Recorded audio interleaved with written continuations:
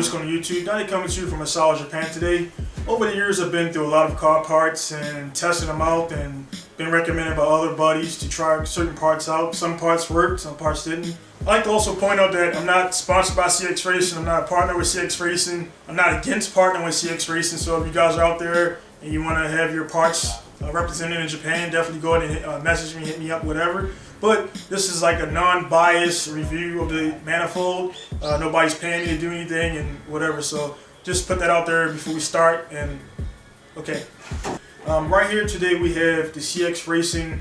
I think it's maybe a version 2. I bought it maybe 5 years ago. CX Racing Manifold T3 flange with a 38mm 2-bolt flange for the wastegate, for a towel or whatever you want to run. But again, I was in Iraq around 2009. It was pretty cheap on eBay back then, and I didn't have much. I didn't think it was going to last too long, but 5 years later, it's still right here in one piece. It's never been welded, never been amended, never been anything. Just getting right into the Manifold. As you can see right here, like I said, I believe this is a version 2. Around the collector, it has braces on both sides of the collector, and on each one of the runners on the top side, it has braces from the top of the runner down to the flange itself. So this alone, going from the version 1, which I know that those cracked a lot and broke a lot due to that, it didn't have an issue. It's a standard open. It's not divided. It's not a twin scroll style manifold. And I did have a twin scroll Holstein H1C sitting on this, like I said, for about 5 years. H1C then went up to a HX35. The biggest thing is with most manifolds or any manifolds, no matter what the quality is, depending on the weld, the actual welding from the runners to the flange. A lot of times you get, with most manifolds, you get like a lot of warpage, and it won't be 100% flat. So you have to take it somewhere, get it milled down, and make sure it's 100% flat so you don't have any exhaust leaks.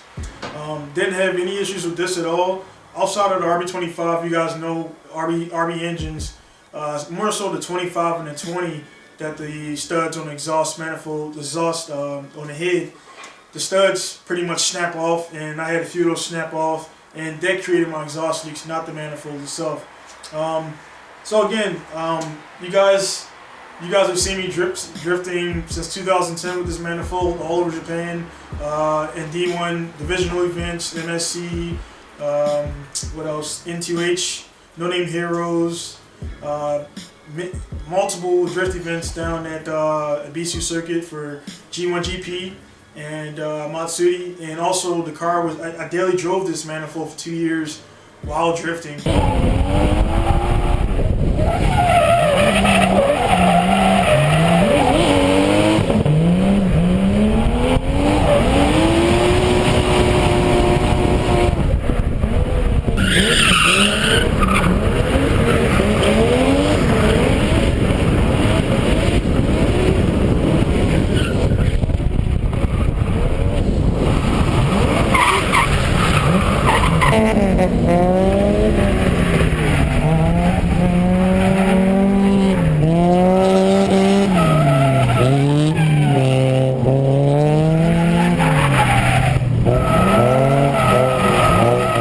The reason I'm retiring it is I'm going a different route with the R33, and I won't be needing the turbo anymore.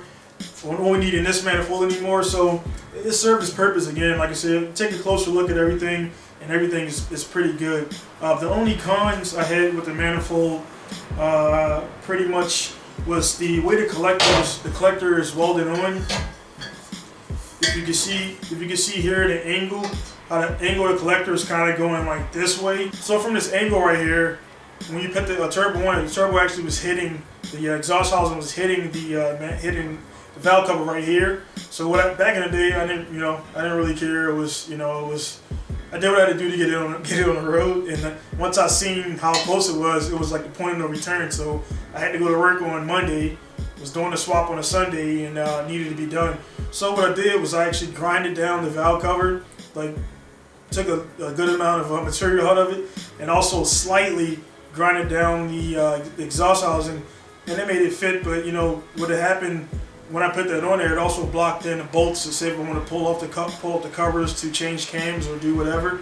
I had to take the whole turbo off in order to get to those bolts right there. So that was one of the cons of this manifold, is being like so close to the actual flange and being so close to the actual engine.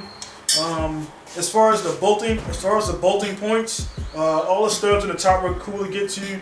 The studs on the outsides, but right under here, let me see which one. This location and this location right here.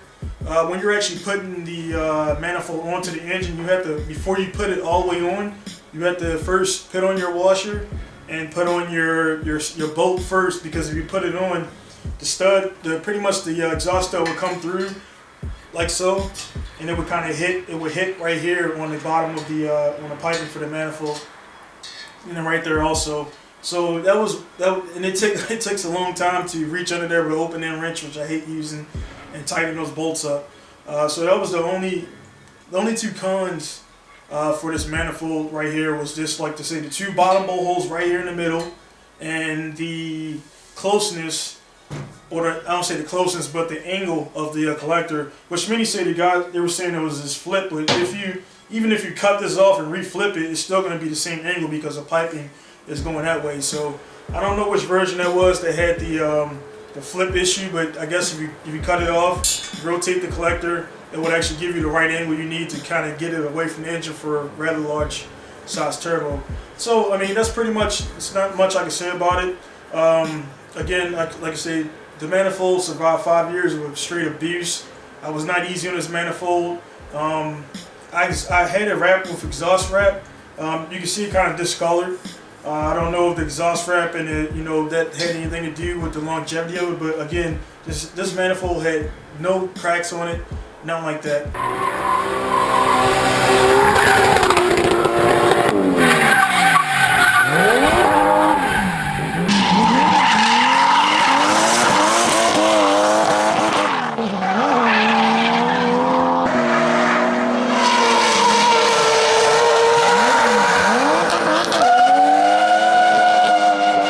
So with all that being said, not to take anything from any of the other bigger name companies out there that make manifolds, Full Race and whatever else is out there, do what you gotta do for you and what works for you and keeps you on the track, or whatever you want to do. If you want to go to parking lots and you want to spend a lot of money and you want to talk about how much this costs and that costs, that's great for you parking lot guys. But me and other guys want to race, want to get on the track, and you gotta do what you gotta do. Obviously, don't buy ultra crap parts, because that's going to ruin your track days.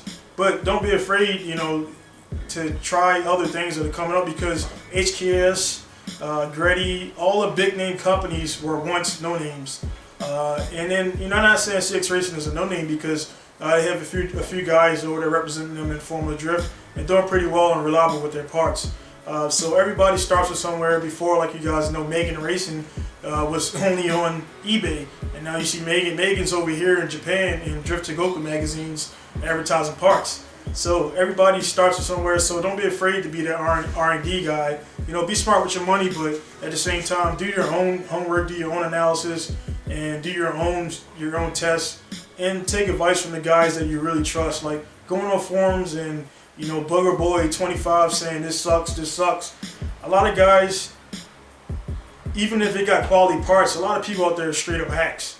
And if that makes you angry, whatever, that's your problem. But a lot of guys are straight up hacks, and they don't install stuff properly, they don't torque things properly, they don't torque in sequence. So when things stress and crack, heat up, and metal moves around, you have issues like that. So you can have the highest quality parts, and if you install the shit wrong, it's going to break, and then you're going to go blame somebody and talk about how much that sucks. So make sure you're installing your stuff properly. If you don't know how to do it, and you don't know how to read manuals and FSMs, get with your buddies out there who know how to do it. So there it is. That's my take on the CX Racing.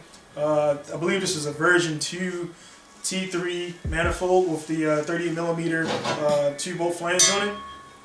And, probably gonna hang this thing on the wall. I'm not gonna use it again. Like I said, I got other stuff for the R33, and I'll get into that like a little bit later. And that's that on that. So get this off the table. The next time, 'cause I haven't been doing parts reviews that much, but next time around, I'm going to review. This is my hybrid performance T3T4 twin scroll manifold that I use in my RB26, and it's pretty good. Steam pipe is pretty durable, and I'll do a review on that a little later when I get time. So that's pretty much it. So again, I hope it was a non-biased review of the manifold. I know there's a bunch out there, but this is just me to you guys, my subscribers, and all the new guys that I meet along the way. So again, thank you guys for tuning in. Like if you want to, if you don't, it's okay. And I'll see you guys later. Thank you guys for tuning in. Take great job from Japan.